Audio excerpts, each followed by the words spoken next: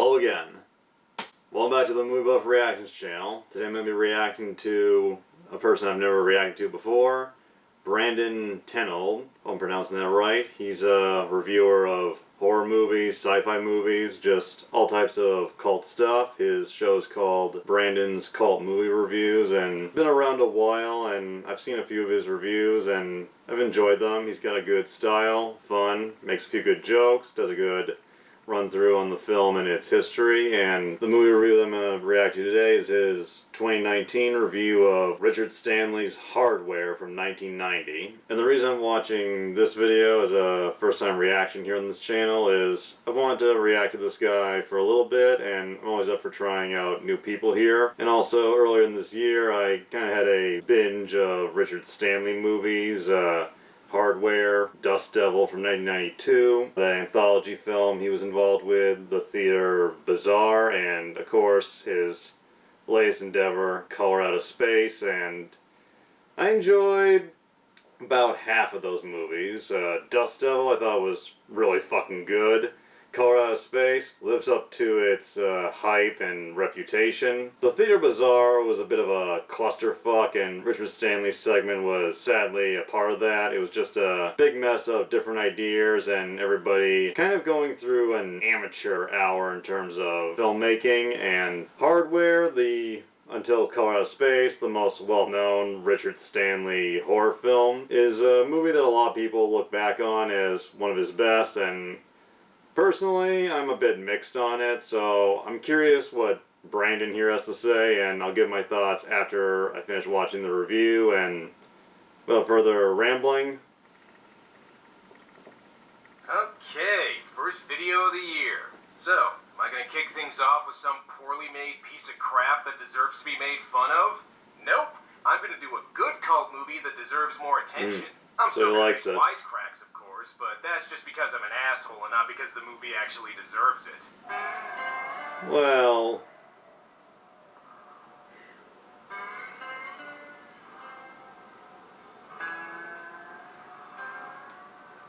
Hardware is a 1990 British-American sci-fi movie from South African filmmaker Richard Stanley, who's probably best known for being the original director of the 1996 Island of Dr. Moreau movie. I know that film well. For, let's say, creative differences. Knowing that the odds were stacked against me, I resorted to witchcraft.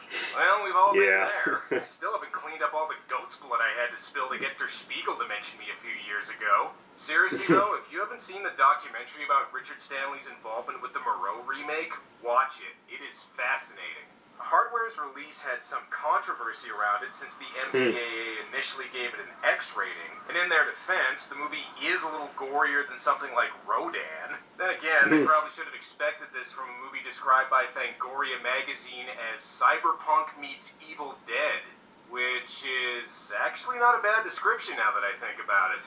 Normally I'd say this production company is promising too much, but in this case, it's actually pretty accurate. Also, I'm not sure if this quote is from the Bible or Pinhead. Both, actually. So here's our actors for the movie, as well as a guy who hopefully didn't force any of them to watch him shower. Yeah. Anyway, the movie takes place in Richard Stanley's got a lot of stories to say about Weinstein. It looks like an awesome 90s music video. Say what you want about Richard Stanley, but the guy knows how to use scenery, or Yep, he does. to his advantage in a movie. Yeah, just keep looking, pal. I'm sure tank girl's around here somewhere. I'm not exactly sure who this guy is, but one advantage to following Jawa sandcrawlers, sometimes they leave behind droid parts you can sell for scrap. Oh, and did I mention Iggy Pop's in this movie? Sort of. Very voice work, very vocal.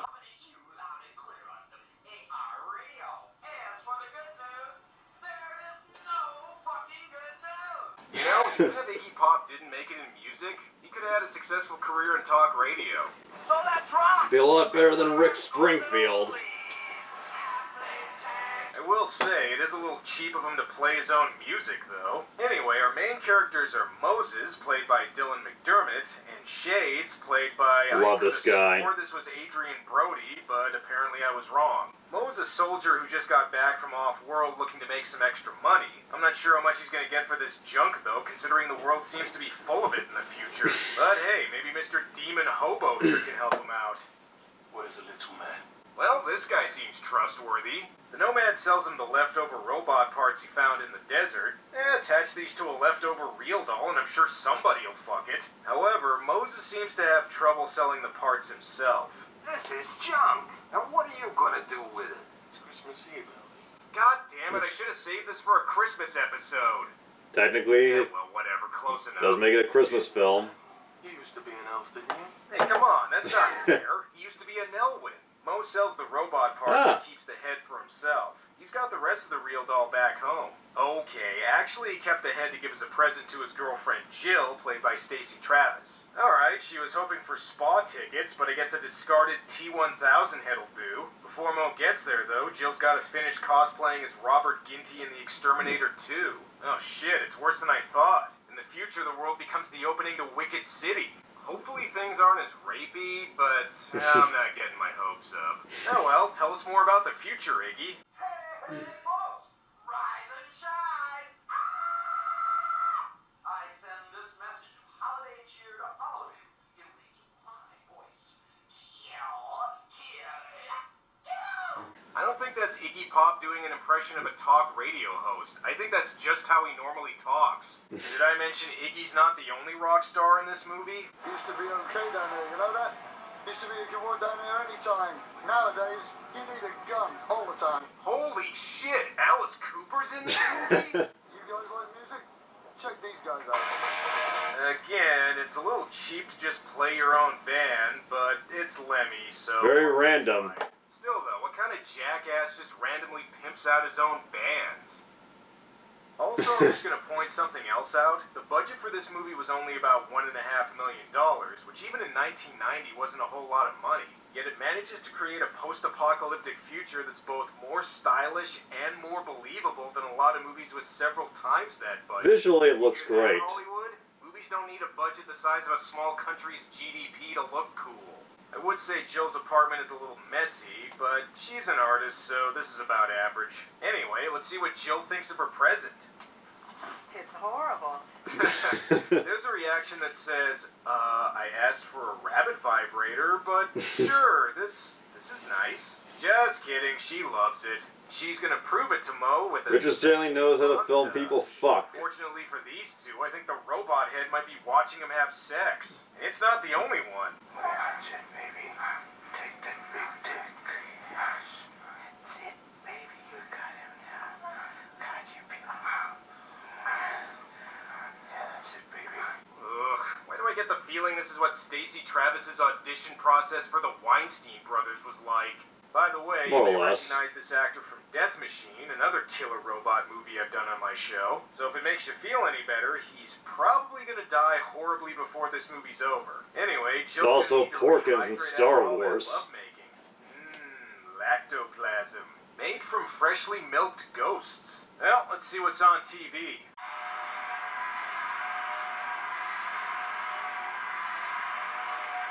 So apparently Ministry is still around in the future.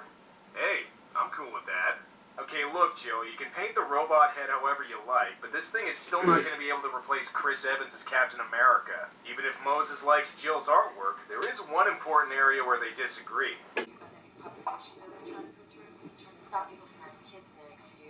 You saying you like the idea? No, we're stupid and suicidal, sadistic to have children right now. Come on, what child wouldn't want to grow up in That a is a world point. like this? And listen, pal, I know your name is Shades, but wearing them indoors at night is a serious douche move. Meanwhile, the junk dealer learns True more that. about the robot parts Moses sold him. Fun fact, in the future, all robots will use old Game Genie cheat codes. Government funding to the Mark 13 project is currently under suspension due to minor problems with the prototype's insulation system, currently susceptible to high levels of moisture and humidity. Oh hey, this is kind of like Gunhead, except, you know, this movie's actually good. Better call Moses over to take a look at this thing. See, these mighty buildings all shall be thrown down, shattered, split. The earth will shake. I heard this was The masses will go hungry, their bellies bloat. Damn it, Mo, you can read Marilyn Manson lyrics later. Right now you need to take a look at the robot. I heard that was McDermott's idea to read from the Bible. But in any case, the robot's still less creepy than this guy. Look, I want to come back. I'm ready to go again. I'm 100% say we try it up to gas, huh? Huh. I always wondered what the Ring video would have been like if it was produced by Larry Flint. Okay, let's see what else is on. Get right on down to Reno's for your radiation-free reindeer steaks. Hurry, while stocks last. Wait, so in the future all TV is just stuff I normally feature on my show? Bad news, Jill. Not only is the Mark 13's head still active, but it also builds itself a new body from the shit you've got lying around your apartment. I told you should have stuck with watercolors. Also, the parts back at the junk dealer are still active too. Design for Hey, what maximum the condition. fuck? Jeez, this is like if Ash's replacement hand from Army of Darkness also ended up getting possessed. Well, the Mark 13 may have reactivated and repaired itself, but on the plus side, the lighting in Jill's apartment is immaculate. Now, before I go any Really? further, I should probably address the elephant in the room regarding this movie. No, I already mentioned him. Plus, he's really more of a warthog. What I'm talking about is the fact that the plot to this movie is kind of plagiarized. The movie supposedly took from a story that originally appeared in the British comics magazine 2000 AD, which is famous for being where the character Judge Dredd first appeared. The story, called Shock, involves a man giving his girlfriend an old robot head as a present, which proceeds to rebuild itself and terrorize her in her apartment, and yeah, that is pretty similar. The publishers of the comic thought so too, Well, you know. and sued for plagiarism, and later releases of the movie include a credit to the authors. Okay, so the movie likely took from the 2000 AD story, but if you think that automatically makes it bad, I'm going to offer up a counter-argument. RoboCop is considered by many to be a classic, but what a lot of people don't know is that this was what RoboCop's original design was supposed to be. Look familiar? Well, it should, since it's basically Judge Dredd. Even with the redesign, Everything comes back to RoboCop's Dredd. appearance and no-nonsense demeanor with criminals still owe a ton to the Judge Dredd character, and the makers of RoboCop even flat-out admitted the movie was strongly influenced by Judge Dredd. So there's another case where a movie borrowed heavily from a 2000 AD comic, but you're never gonna catch me saying RoboCop's a shitty movie. Looks like Moses didn't get there in Good. time to prevent the Mark 13 from killing the junk dealer. Moses seems really tore up about his death. Once Moses learns the Mark 13 is reactivated, he calls Shades to check in on Jill, but he's too busy practicing his tantric masturbation technique. Jill is in trouble. And tripping balls. This is serious, man. It's cool. My boss got it. Wait, is that what he's doing? Either the Mark 13 is going to attack Jill, or it's about to play a Sega CD game. It's a little hard to tell.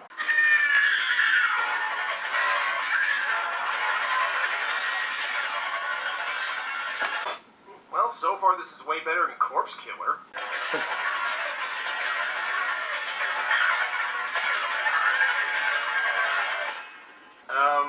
Okay, I guess it's gone now.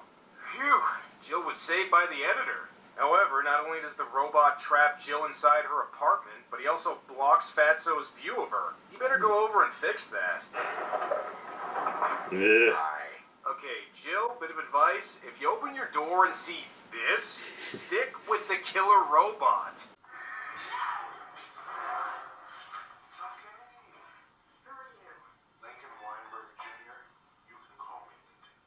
He tells people to call him Link, not because his name is Lincoln, but because he only eats Jimmy Dean Link sausages. What? Makes sense to me. This actor did play a character called Porkins, after all. Yep, thank you. Thank you for acknowledging it. Fix up her door so she can get out of her apartment. Although personally, I wouldn't trust this guy to fix up anything other than some pigs in a blanket. And I don't know about his advice. It's not a very safe flashlight. Gee, thanks, Mom. What if I sing? You want me to sing? No thanks. That's okay. Oh, we all walk the wibberly walk, and we all Makes Mark Wahlberg singing The Happening look, talk. normal. Oh, we all wear wibberly ties, and we look at all the pretty girls with wibberly eyes. This guy is what happens when Jimmy Buffett fans finally do too much coke. Very clear to you right now. One, there is no other way out of here. So that means that droid is still in here somewhere. And two, Come on, why would she possibly want you to leave? Even if he does Ugh. manage to open the door, just where the hell did the Mark 13 go? Oh, shit. Well, I guess I shouldn't be surprised that this guy dies. It is usually what happens to this actor in movies. This movie probably should have came with a seizure warning, but Yeah. again, it does look cool. You know, I just realized the Mark 13 kind of looks like a meth-addicted trailer trash version of the Terminator. Jill figures out the Mark 13 sees an infrared and hides in her fridge. No need for that, though, since the robot can barely see shit anyway. Also, I think he's got a really bad craving for some lactoplasm right about now. Better hurry up and check on her, Shades.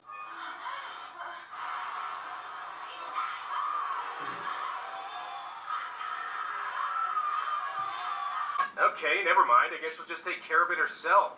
Great work, Shades. You didn't even get to Jill's apartment until Moses was almost back there. If you just left right away instead of wasting time calling you, he probably could have gotten there sooner. In the meantime, though, it looks like it's up to Jill to go straight up Linda Hamilton on this motherfucker.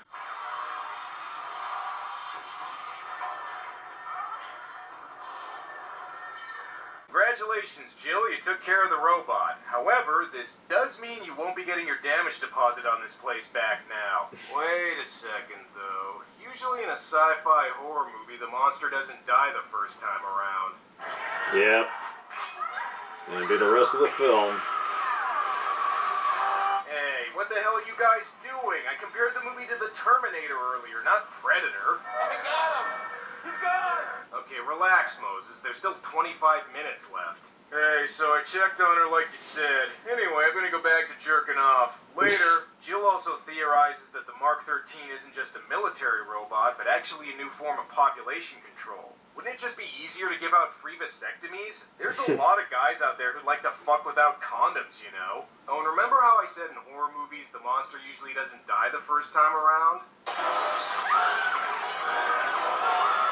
That also goes for the second time around, too.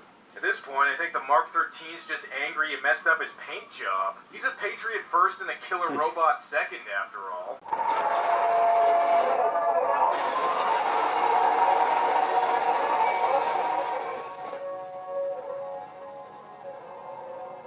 She's probably fine. Well, that does it. Nobody kills the only attractive woman left after the apocalypse if Mo has anything to say about it. First, though, Dylan McDermott has to pose for the movie's poster artwork. And I know I've already said this, but it bears repeating how well this movie manages to use its low budget. Seriously, this only cost For the city $1.5 design. million, yet they spent millions just to get rid of Henry Cavill's fucking mustache in Justice League? Fair point.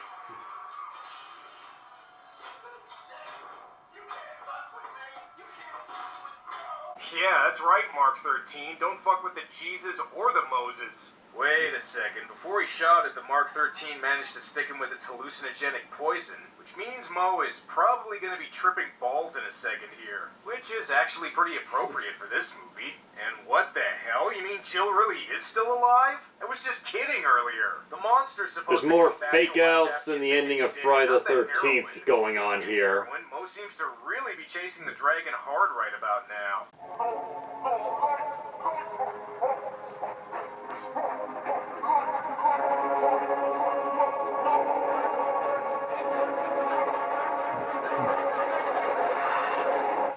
I think I figured out why this movie copied that 2000 AD story. Someone printed out some high-powered blotter acid on the comic, and then Richard Stanley licked all of the pages before he wrote this. Listen, Jill, Mo's already dead. I buy it. There's no need to go back into your apartment.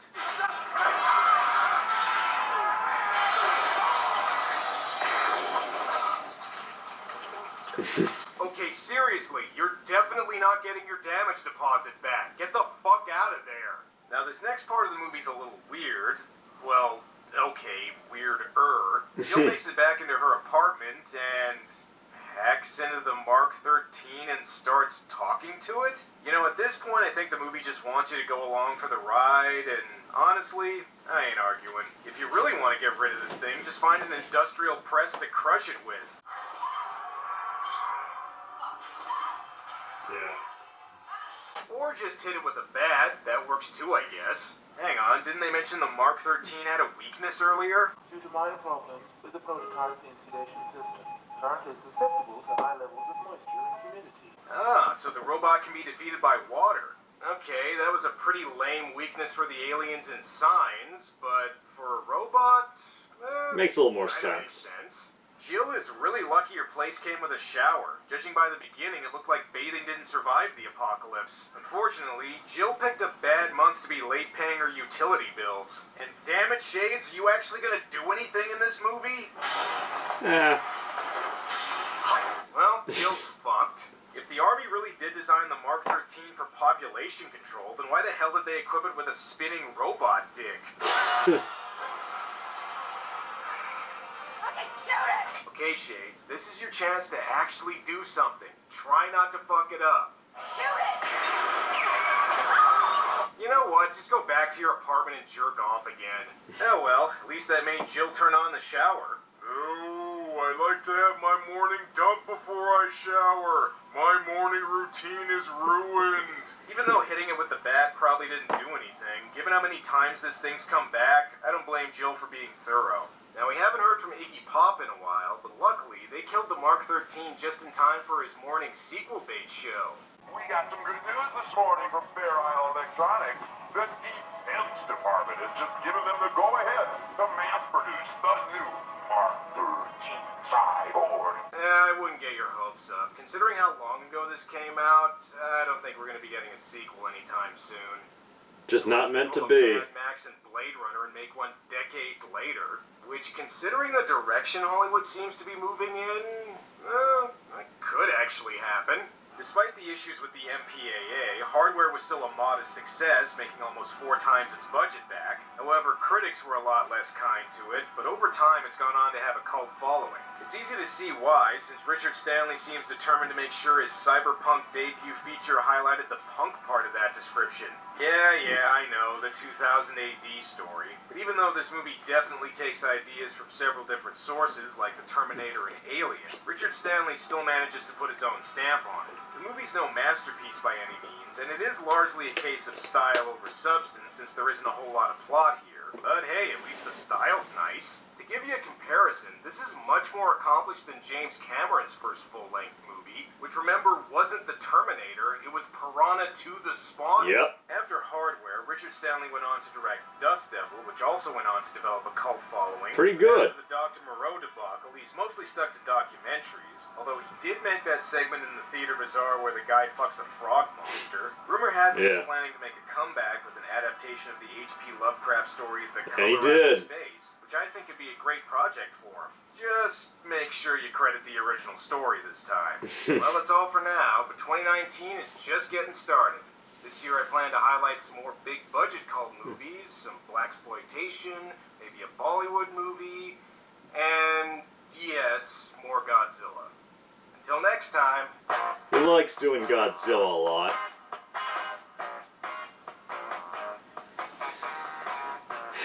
I need to catch up on his stuff.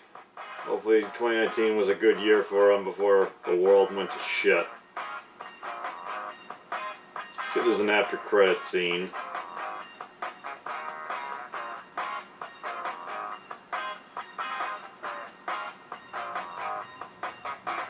Got a lot of supporters.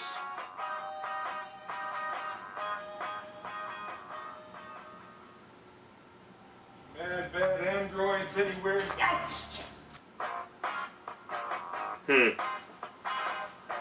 Not the funniest he could have played, but I'll take it.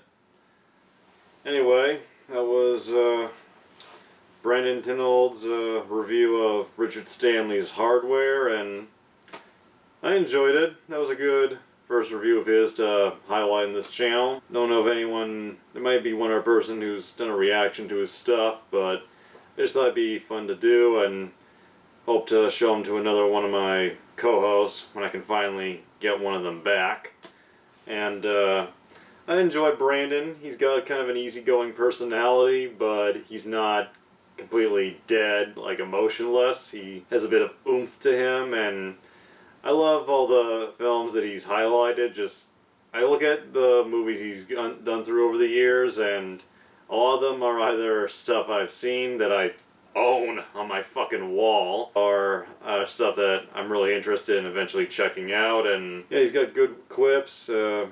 Hard to think of any that stand out at the moment, just because it's hard to remember right away after watching. The stuff he talks about with William Hoopkins as the creepy fat voyeur, the Harvey Weinstein jokes, and some of the stuff regarding Shades. I'm not sure if Shades was jerking off when he got the call. I think he was just tripping major balls, because he said he was on acid when Moses called him. And as for the movie Hardware itself, which I said I'd get to my thoughts when this was over, of all the Richard Stanley movies I've watched, The Theater Bazaar is a mess, but he only directed one segment of that. Hardware, I don't hate it, but I'm not in love with it as most other cult fans are. I enjoyed the first half. Like, the first 45 minutes I felt were pretty solid, and I completely agree with Brandon here. The visual style, the fact that they were able to create pretty much a whole fucking city on less than about $1 million budget is extremely impressive. They took every cent they had and put it to good use in that department.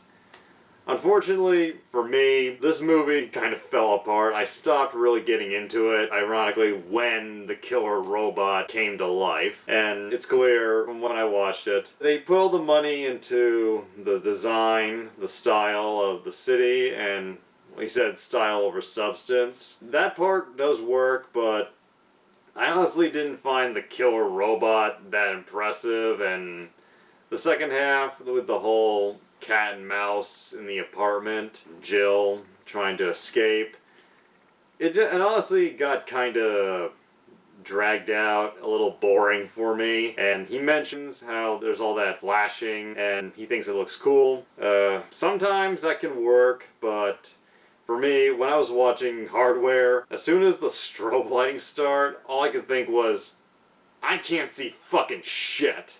And the robot, some people say it looks cool. I honestly can't tell because I couldn't see it. Throughout the whole second half, there's just non-stop flashing, and what little of the robot I can see honestly didn't impress me that much. It has a fun design, but the movement is limited, and you can tell the money went into the big landscape city design, and I think I kind of figured out why there's so much strobe lighting, because strobe lighting I feel can work in small doses, but when it's non-stop throughout, it just creates a big headache, even if you don't have epilepsy. I was watching and all I could think was, they're doing this because they don't have the budget to really make the robot come to life, so they're doing all this to limit how much is seen and how much they have to show.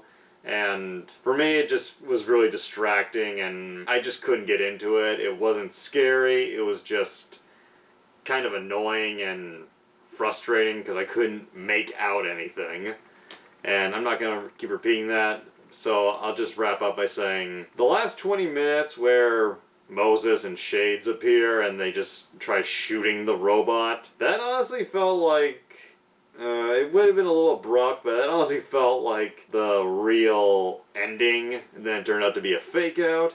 And as highlight here, they just keep showing him supposedly dying, then coming back, and it just felt like it went on much longer than it needed. And when I watched it, all I could think was, is this over yet? And Dylan McDermott, he's been okay in some stuff, but I found his character to be kind of lame, and I just couldn't really get into him. He was not that interesting. And Stacey Travis as Jill, she had a few stronger moments than McDermott, but I didn't really get into her that much either. The whole thing of her running around the apartment, it just got kind of old. And I will say, though, at the end when she's like smashing the robot, that was unintentionally hilarious. And fun fact, when you see her smashing it, the baseball bat actually starts to crack in half, and that wasn't planned. She actually hit the bot so hard that the fucking bat actually cracked. What? Really? Wow. What can you say, but bitch is one hell of a swing. And John Lynch as Shades, yeah, he's mostly a pointless character, as Brandon pointed out, but I honestly enjoyed him because John Lynch gave a honestly pretty charismatic performance, pretty engaging, and I enjoyed him so much more than McDermott, and I thought that McDermott and Travis didn't really have the best chemistry, but Lynch and Travis, in their 10-second side conversations that are mostly in the background, showed way better chemistry than her and McDermott ever did, and even though her performance got a little tiring near the end, I was glad that the two of them survived, mostly because they were the only characters that seemed to have any real chemistry. And yeah, first half really good, second half kind of fell to bits, and like everybody, it was nice for a little while at least that Richard Stanley came back with Color Out of Space, because it lived up to the hype of him coming back, and as a filmmaker, he seems pretty talented when he has the right budget, right script, and I guess the best way to describe him is he knows how to make a good movie. Seems a little troubled. Like Dan Aykroyd, he appears to be a loon that believes a little too much in the supernatural. And there's also that stuff that went on last year where his ex-girlfriend accused him of abuse and he's fighting her in court, last I checked. And that seems to have put a halt on him making further movies. And as for the case itself, I've looked at it from both sides, and it's hard to really say who could be telling the truth or who's lying, and it looks like it's a case where you just gotta wait and see what happens. So, regardless of whatever's going on in his personal life, I've enjoyed most of the stuff he's put out, and The Island of Dr. Moreau, that movie, while a bit of a mess, is pretty entertaining to watch, and I watched the hell out of it in high school, and like he said, the production history is really worth going into. This was a lot of fun. I enjoyed watching Brandon, and I hope to highlight him again sometime on the channel. Again, maybe with a co-host, and hope you enjoyed this reaction slash rambling video, as pretty much all my shit is, and I will see you again very soon.